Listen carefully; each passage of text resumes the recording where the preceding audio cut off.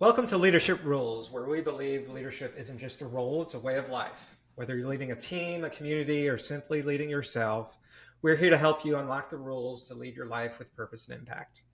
I'm Nick Niglio with Marnie Stockman, and we are the co-authors of the book, Lead It Like Lasso, and we're excited to chat today. Welcome to our podcast. Today's guest is Dondi Scumaci. So we were introduced to Dondi by Bob Berg, who is one of our all-time favorites. So we knew Dondi was our people right away. So let me tell you a few bits of her impressive background. She's an international speaker known for high energy keynotes and workshops that really works to transform leaders and organizations worldwide. And we mean from the US to Africa, bringing actionable strategies that inspire lasting impact. Also, best-selling author of Design for Success, Ready, Set, Grow, and Career Moves, sitting right here on my desk next to me, empowering readers to break barriers, create opportunities, and thrive. With over 20 years in business leadership and as the founder of her own advising firm, Dondi is a powerhouse in mentorship and company culture. So we are super excited to chat with Dondi today. And I have to say, when I read a book, I read and walk. I take the book with me along with a 4x6 index card. And I had to take two with me for your book because there were so many ideas I wanted to write down. And I've tucked them into a page that I find very important that I'm going to follow up with later. So we are excited to have you. Thank you so much. Wow, I'm honored. Thank you. So Did we miss anything in the intro, Dondi? No, it's great. Thank you very much. I am honestly honored to be here. And you're right. Bob Berg is our people. Yeah. Oh my goodness. Such a good human. Yeah. So when we had Bob on here as well, we ran him through these biscuits with the boss, some icebreaker questions also. So when I get your answers to these. So first concert, best concert. Bocelli. Okay. I was going to say, I feel like we're going to get that answer twice. Okay. I was a farm kid. And my parents were super conservative. So there was no like AC/DC happening in my life. Yeah. Bocelli. Yeah. Perfect. Coffee or tea? Coffee, espresso. Fizzy water, sip it or spit it? Oh, gotta just drink it. Like throw it back. Okay, throw it back. All right. All right. Dog or cat? Oh, dog. Big one. I was going to say or horse. Yeah. Yeah. We also have a Great Pyrenees. Yeah. Dogs and horses are good. Yep. And then the last one kind of gets us to the topic at hand, leadership, nature or nurture? Oh, I think it's nurture. We would agree with you there for sure. Well, and your involvement in mentoring would prove that to be true, right? I am such an advocate for that. That is my passion. So you're absolutely right. I think we come fully loaded with gifts. We arrive fully loaded with gifts, but I do not believe that batteries are included, right? You gotta open your gifts, man. You gotta open your gifts and you've got to develop your gifts. And one of the things that I have loved watching in my life is young, middle, older, where people finally are leaning into those strengths and developing those gifts, so that they can walk in their lane. And then, I'm a big believer in like, keep your eyes on your own paper. You have your own test, right? So keep your eyes on this paper. So I really do think we come loaded. There's the nature. And then if we nurture those gifts, if we tease them out, and if we develop them, then something magical can happen. Oh, I love that. And I think it's a great segue to getting started with some of the insights that we're looking forward to from you, Dondi. So, we have written a book and created a masterclass on personal leadership. That's our thing. We're really, every day we wake up trying to figure out ways to help people become the best versions of themselves, starting with ourselves.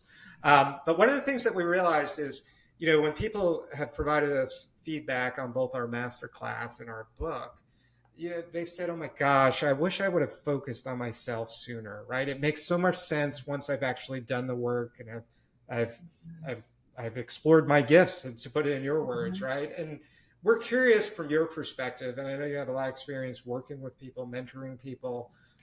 If you see the same challenge of people committing to do that self-improvement work to become the best versions of themselves. Is that a challenge that you see? And have you figured out any way to kind of motivate people to really take on that initiative? Oh, it's such a good question. Yes, I do see it. And I think there's percentages. So at any given time, I might have collectives, I call them, or communities. I design mentoring and leadership communities cohorts. So for universities, the Fortune 500, and right now there's an active one that's got 15 people, and we meet once a month. I fly in once a month, or we do something virtual if it's an off month, right? It's a year long commitment. And I would say every single one of the people in that cohort is deeply engaged, but to different levels and for different reasons. Right. So my job is to kind of tap into what is your why. I like that whole, lean hard into the benefits. And I think sometimes the reason why leaders have a hard time really committing, a couple of things. One is we get so used to our patterns, and we have to be willing to be new at something, and we have to make ourselves vulnerable to the process. And that is not easy to do. Making yourself vulnerable to a process of growth, even socializing your plan. I don't think my leadership plan needs to be a secret document, right? I think I can talk about, here's what I'm working on, here's what I'm discovering, here's what I'm learning. But I think one of the biggest reasons why people they start committed, they get motivated when they're in the presence of the teacher, right? When they're in the class. But then when you're out on your own, like, do you have the discipline, like, to stay in that game, even when results aren't popping for you? Like, so I think that there's that I get really excited, but then I'm not seeing a huge change in the responses or reactions or opportunities. I didn't get the promotion yesterday, right? So we stop focusing on those pieces, because we are kind of I think, an immediate gratification world. We want things to happen too fast. And so I like the idea of microprocessing things. When I teach or speak, I'll tell them, I don't really even want you to leave here with 95 action items. I want you to leave here with 3. And I want you to create so much focus around 3 things that you were going to be deeply committed to. And I want you to socialize that. I want you to put that out there. And I want you to get your advisory board around you. I want you to find accountability partners. And the people that are willing to do that are more likely, I think, for it to stick, and for them to actually create that better version, or step into that better version, right? Brand 2.0, 3.0, 4.0. Yeah.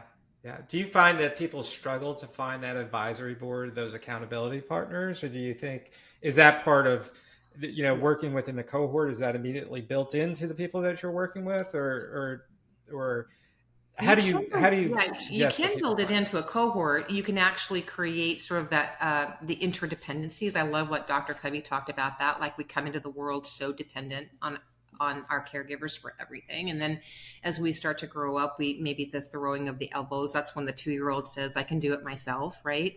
Yeah. And then hopefully, as we mature, we can create interdependence, and so we find those partners. And I've just heard, and I tell these stories. I've just heard stories about people who found those accountability partners, and I don't know if they call them that, but in their network, right? Peers, trusted, colleagues, people that could be a resource, even from different parts of the organization. Places where I can throw an idea out, and I can say, what do you think? What are you seeing? Here's a struggle that I'm having. And then, like, being a consultant. So when with these cohorts, I'll actually assign partners, right? Where they are going to go work on something together and come back and talk about it. In everyday life, no one's assigning those partners, but I do highly advocate that I think I wrote about this first in Design for Success, highly advocate having your board of directors or your advisory board. And it can start out as with one person. My dad was the first person on my advisory board. Bob Berg is on that advisory board. These are people that you can send a text and say, "I'm stuck. I need some perspective," or I just need some feedback here. And they will always answer that call. And by the way, I think we have to reach for that, but we also have to be that for other people. Absolutely. Yeah. Boy, my mind is spinning on a lot of pieces of that because I mean, it touches on so many things we believe in. We talk about in Ted Lasso the Diamond Dogs as a personal advisory board. So very much Yes, for sure, for that sure. is a good example. So we talk to a lot of folks on leadership, and we talk with them saying that the place you need to start is by understanding, get a better understanding of yourself, and projecting brand as a focus. Is there a risk that you're creating a conflict with your authentic self in this notion of projecting a brand, and your authentic version of yourself? So Leslie Higgins from Ted Lasso said, "I suppose the best brand is being yourself." What are your thoughts on personal brand and authenticity?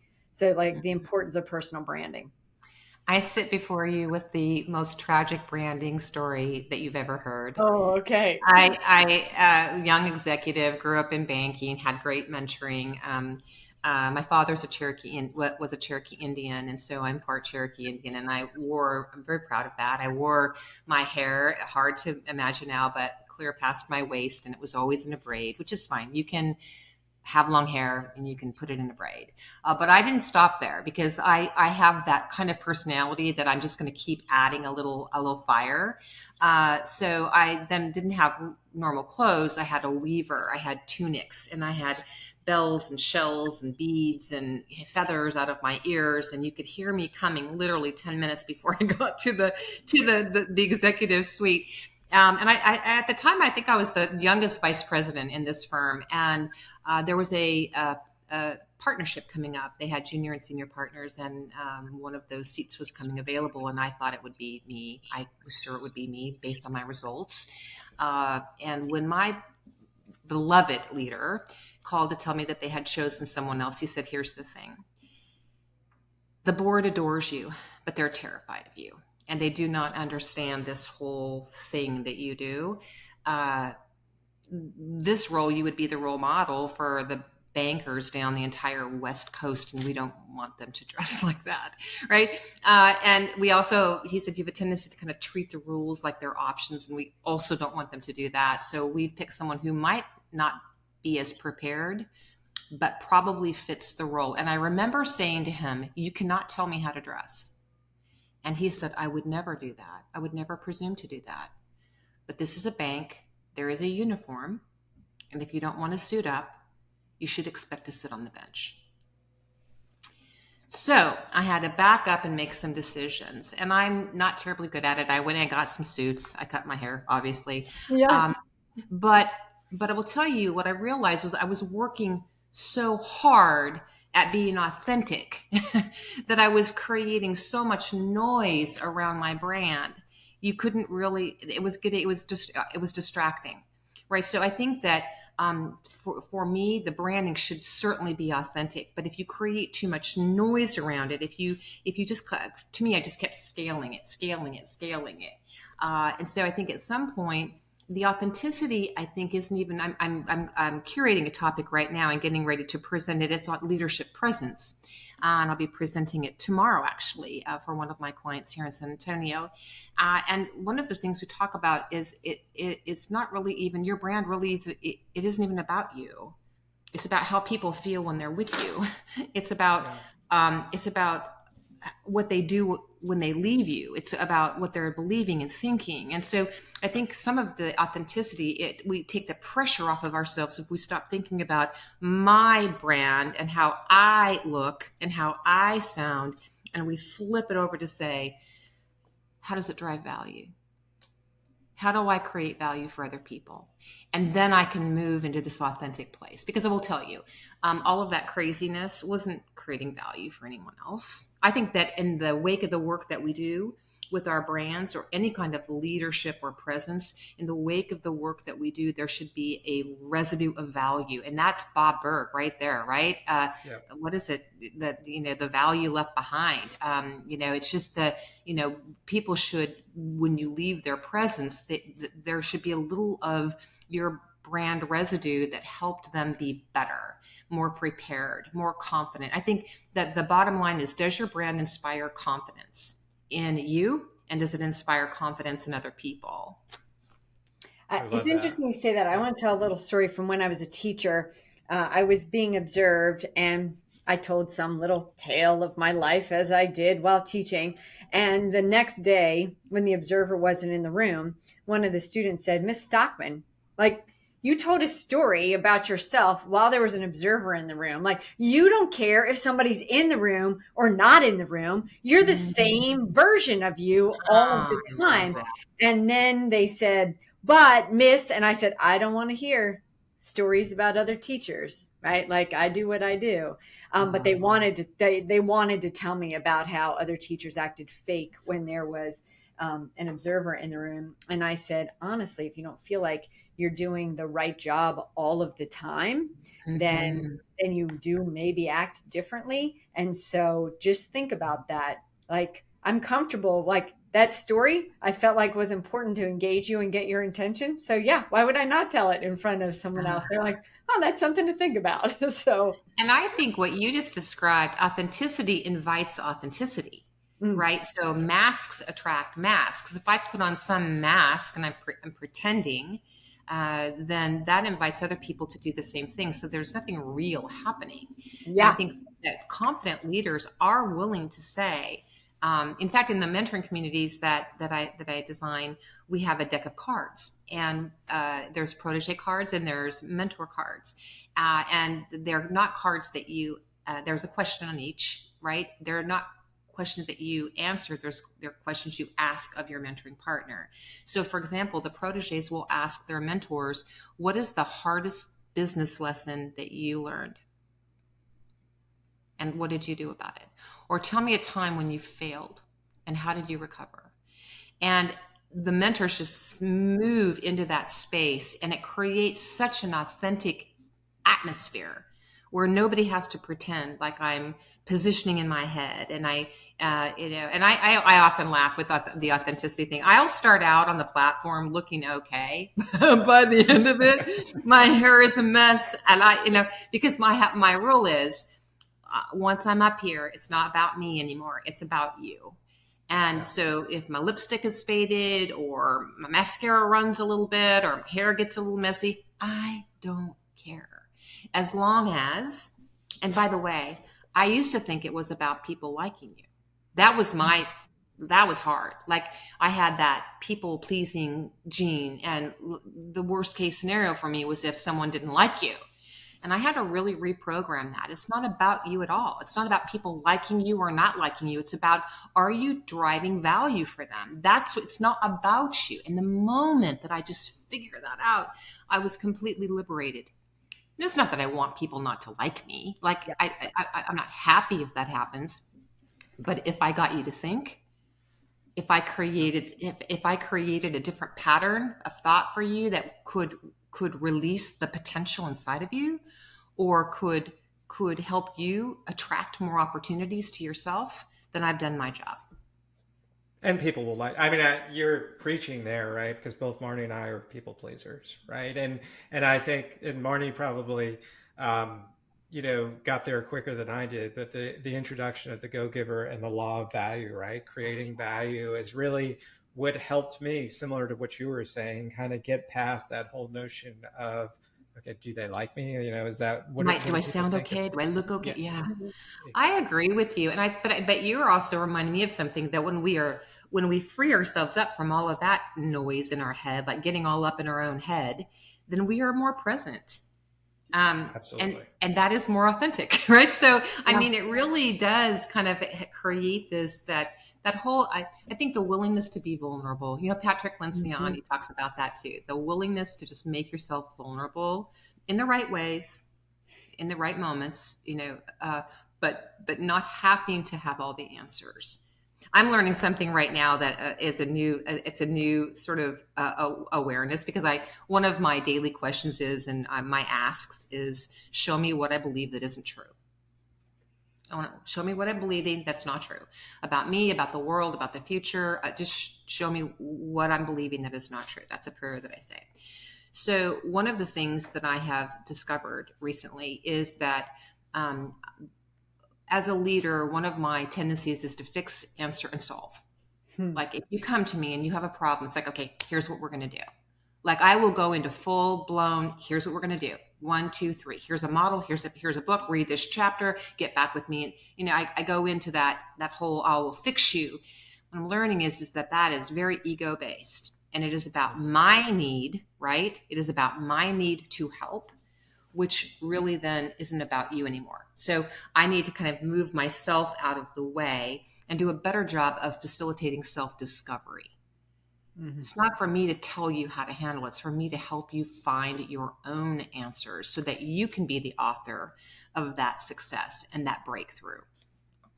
I'm going to replay that for myself every morning just so I can take that lesson. Thank you. Heard. I actually was busy writing down that clip so I can.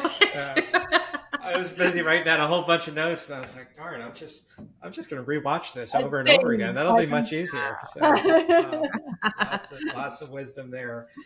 Switching gears a little bit, Marnie and I, we work with a lot of young people, right? Juniors, seniors in high school, any range within university or the college setting, and we talk a little bit about personal branding, and we talk a lot about, having to stand out, right? We steal from Adam Grant, in Hidden Potential. He talks about we're in the midst of a character revolution with AI and technology and automation all around us. It's our character skills, it's our soft skills that are going to help differentiate us. And we when we're talking to young people, their focus is on resumes, and we were reading, and I believe it was Career Moves. Where you brought up the notion that traditional resumes could be dying. And, Marty and I do talk about that. And we talk a lot about why we believe it's dying, but we're curious what you meant by that. And if you can kind of talk a little bit about, if they are dying, what replaces them, where do you see all this going? Well, first of all, I think what happens behind the resume, the whole networking,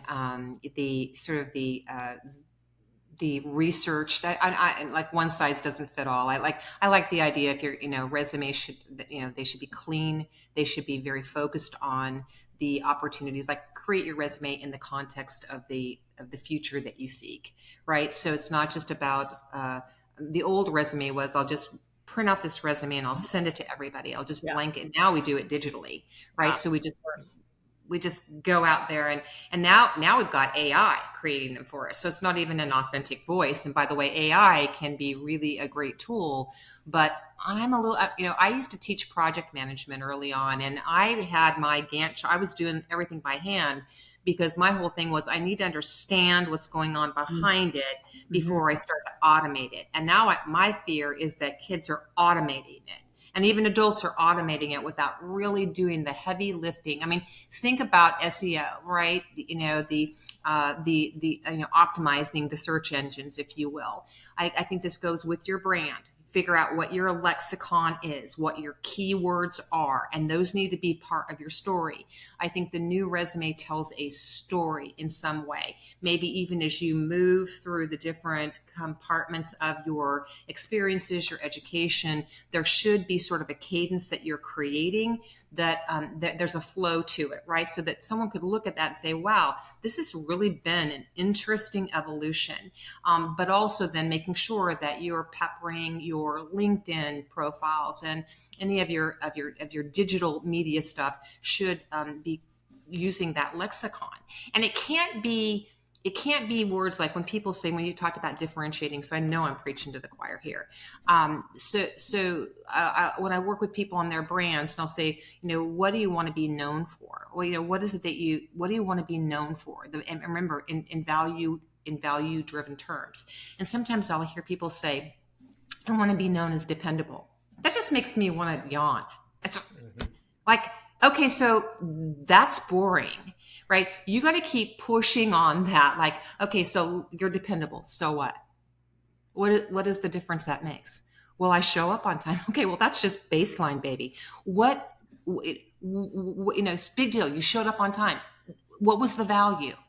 Well, my boss can count on me. Okay, so what? Your boss can count on you. And keep pushing on that and pushing on that until you get to a place of where and sometimes you'll just see the light go on. I've actually had young engineers coming right out of school saying, well, if my boss can count on me, then I'm going to get the best assignments that will expose me to the clearest opportunities. Okay, Yeah, now, that's right now we're starting to, so again, it's leaning very hard into the why of it, but describing yourself in terms that are differentiating. I like, and it can, and again, it cannot be like buzzwords and overused phrases, and it has to really come. I like the idea of a trusted resource or a value, a valued partner. Really kind of figuring out how do you want people to describe you, and then making sure that, okay, once you've got your branding work done, making sure that there's a consistency across how you show up, how you look, how you interact. I think LinkedIn is a powerful place to put your story, because there's a place where you can actually create a story there. You can tell a story, Yeah. rather than just have like a resume with your history, right? And does the story really reflect where you've been, where you are, and where you're trying to go? It's tricky. It is tricky, but I think there's no right or wrong answers. It can be very, very squishy. I also think that there's a nice mix. I agree with you. The soft skills, we know 15 to 20% of your success will come from your technical capability. So a lot of times people lean too heavily into what they call the hard skills, right? The technical skills, the tactical skills. I think you have to represent those, but I think that you represent not what you can do, but how you drive value with those things. And that's where the soft skills come in, right? So even the way you talk about your skill set has to be different, I think. I often tell engineers, okay, so you have a degree. It was expensive. Congratulations. I'm not discounting it at all, but that degree is not going to differentiate you. It's how you use those tools. It's how you create value with those tools. And so sometimes I think in the resume, when I say it's dying, the typical old resume, people talk so much about their skills versus the difference that they made. And I think that's where the weight lands. We also have to just be aware that everything's being automated now. So, I used to put like cool graphics in there and, fonts and all that. Those will get kicked out of the machine right away, because they aren't recognizable. So unfortunately, some people use a lot of creativity in terms of how they're formatting and how they're presenting it. Yeah. And that just kind of drives the robots crazy, and your resume then gets kicked out. Sad, but true. It's interesting when you mentioned just like the chronological version of you as opposed to telling a story, right? I could not stand history classes where I just had to memorize a bunch of facts. I was very good at memorizing, but I learned absolutely nothing until folks started understanding how to tell me a story about history, and then I could learn it. So it's the same thing, your resume, just a bunch of facts. Yep, that's where I was in 1988. That's where I was, wherever. That's what they called me. yeah, great. Moving on. So you mentioned LinkedIn as a place to tell your story. Also, some people use it to check the box around networking, but you laugh. So what would you say about that? I'll stop there. I think that it's a little bit like, you can find some interest. I follow groups and I learn a lot, and I try to jump in and engage, but I never really considered that my networking, checking the box. I think it's more about relationships, right? So to me, it's not about having 5,000 people that I'm trying to check the box with. It's trying to find those niches where I can create value, where I can add value to the conversation. Or I met Bob Berg on Twitter, right? Back when it was called Twitter. And I just kind of started following along. And then I was reading his books and I was commenting. And then before you know it, I was saying, I'm writing a book and I'd love your feedback. And then the ultimate honor for me once was when he said, John David Mann and I are finishing up a draft. Could you do a pre-read? I'm like, are you kidding me? Yeah. Right. So it was really just, I think it's about the relationship. I love the idea. Do you remember, though, you guys might be too young, but do you remember the idea of, or the guy, Harvey Mackay? He wrote the book, Dig Your Well Before You're Thirsty. Oh no, but I like the No. original. Yeah, it's an old, timeless one. I really enjoy his work. He took, it's my understanding, I hope I get this right. He took an envelope company in the Midwest that was just sort of like stumbling towards bankruptcy, and he completely turned it around. And when he was asked, how did you do that? He said, by networking. So within a very few times of meeting you, he will literally find out 66 things about you now, and he doesn't run around with a clipboard either. Like, he's just really paying attention. He'll know if you have kids. He'll know what your hobbies are. He'll know where you live, what interests you. He'll know what line of work you're in, all of that. And this is a guy who on the airplane might have found out that you love golf, and he's seeing a new golf course is opening up not too far from where you live. He's going to pull that page out with a Sharpie and say, wow, you might want to check this out. He's going to fold it up and put it in an envelope that he carries with him. And he's going to pop it into the mail at the hotel, right? So this is a guy who makes you feel like the most important person on the planet. And that to me is networking. So it's not about it's not about me. Yeah. Again, I mean, it's that's not about me. It's Yeah. about, can I create a relationship where there's some synergy? And we all have those relationships. I mean, this energizes me right now. Like, you leave conversations like this and you're like, wow, I'm ready to go.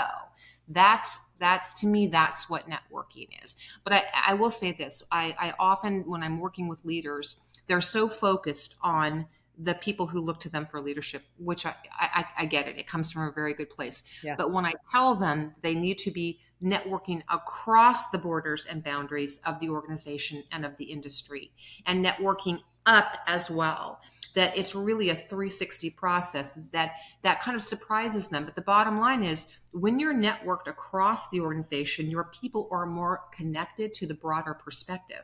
Your people are connected to the big picture and to the strategy. They can get there faster. It's kind of like you've greased the wheels for them in advance. So I often tell leaders, make sure that you're building peer relationships, not just managing up and down.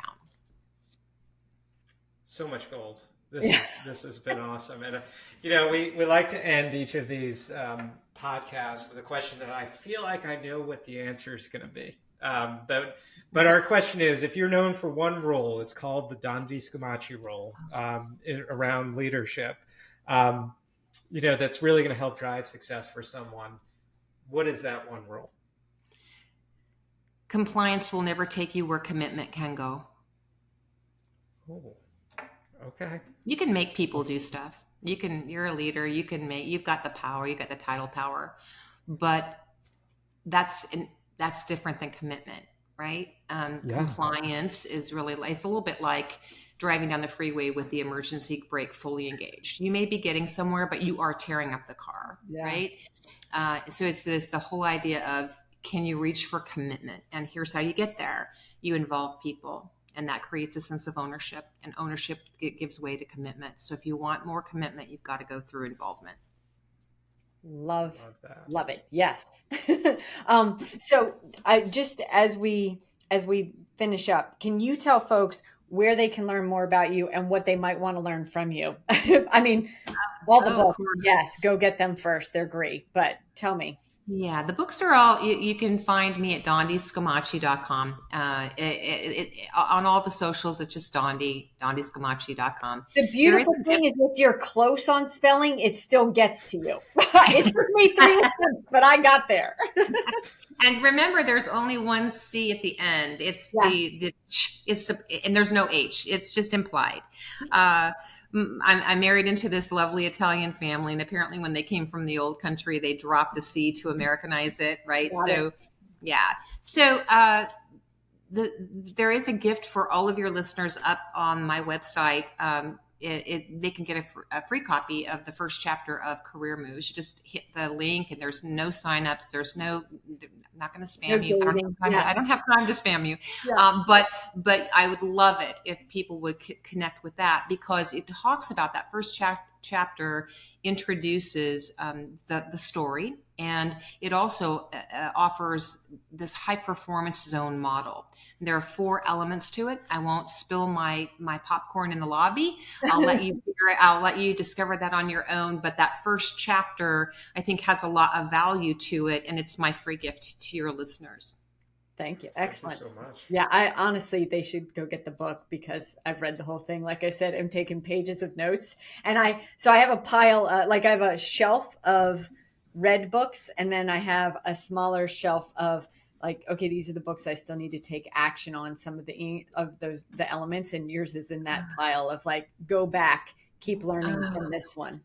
That's a good way. And I, part of, Bob was so graciously he endorsed and did my yeah. for an amazing gift that was. Absolutely honored by having him look it over and say he liked it.